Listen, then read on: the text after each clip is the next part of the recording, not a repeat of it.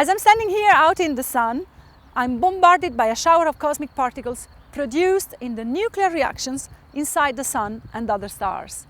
Today's news from CERN is about the lightest and most abundant of the cosmic particles, neutrinos. Every second, some 60 billion neutrinos produced in the sun pass through every square centimeter.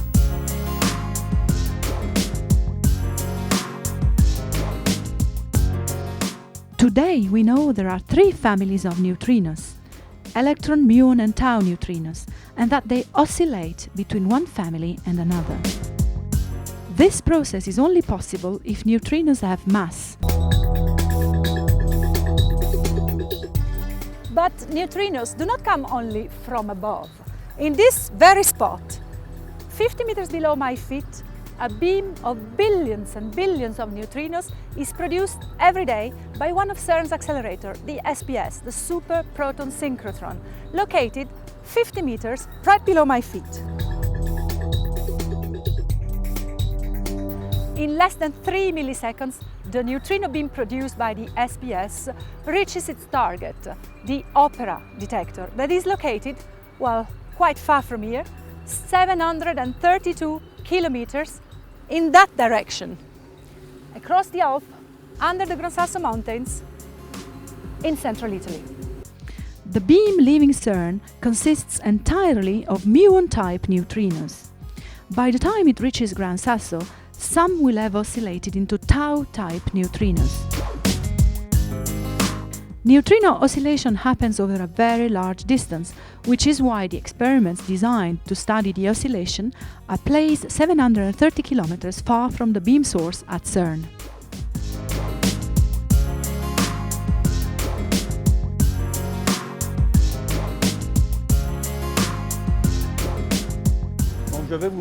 The Opera detector is made of 200,000 special bricks, each of them containing 50 sheets of lead and 50 sheets of emulsion, a special substance similar to photographic film that can record in a very precise way the passage of particles coming from the interaction of a neutrino with one of the bricks. The difficulty of this experiment is to determine in which brick the interaction took place, and to do this we put layers of detectors called scintillators between each layer of bricks. These scintillators record the passage of the particles in real time.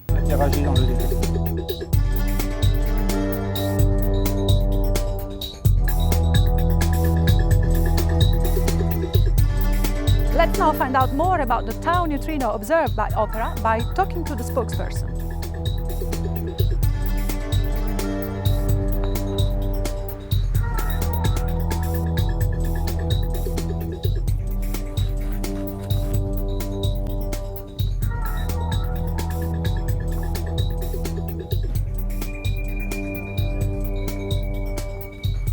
So we are here in front of the control of the SPS accelerator that sends neutrino to Opera with the spokesperson of Opera, Antonio Reditato. What has Opera observed? Well, Opera has observed its first tau neutrino candidate event. We are confident that this is a very interesting event, and of course we need more to fully assess our aim, our goal, which is the discovery of neutrino oscillation in appearance mode. This is the main task of the Opera experiment.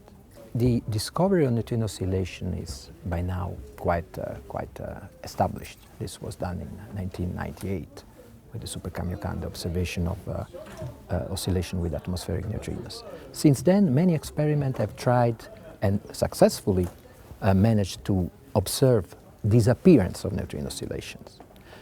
So you basically start with a certain number of neutrinos, and then you find that this type of neutrinos is not exactly the same number that you get at the end. It's less. Is less. So there is disappearance, as we say in jargon.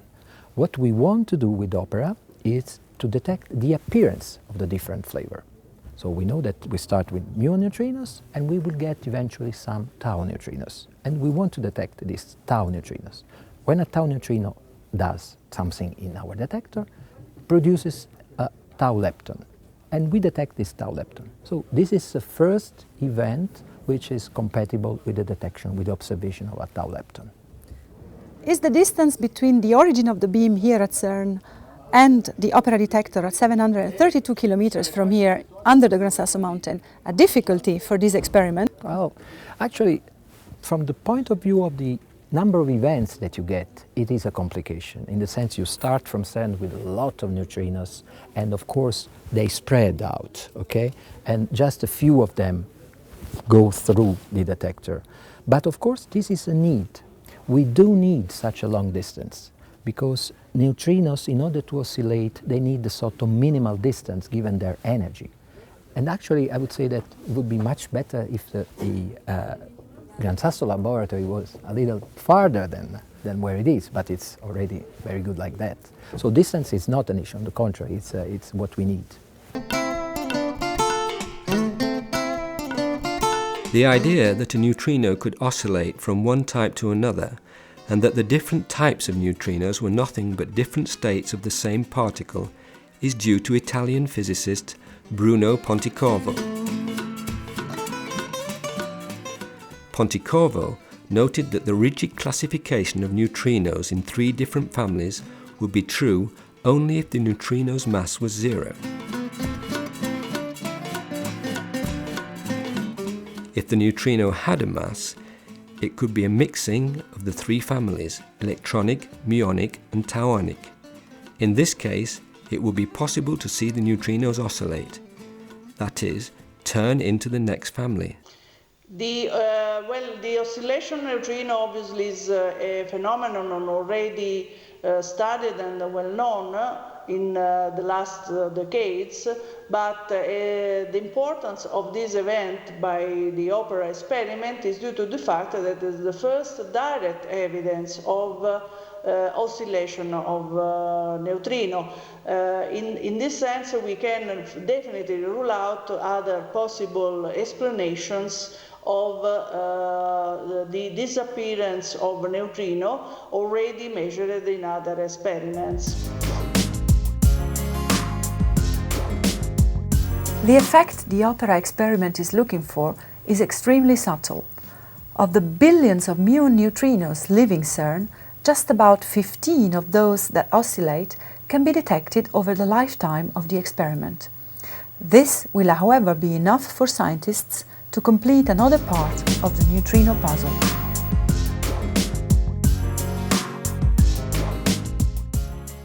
Neutrinos are mysterious and very fascinating particles, and we have now the first tau neutrino candidate event, which is a very clean event after, well, 10 years after the proposal and 13 years after the first conceptual idea. We expect to have more events. I hope they will come soon, but the experiment is certainly very challenging.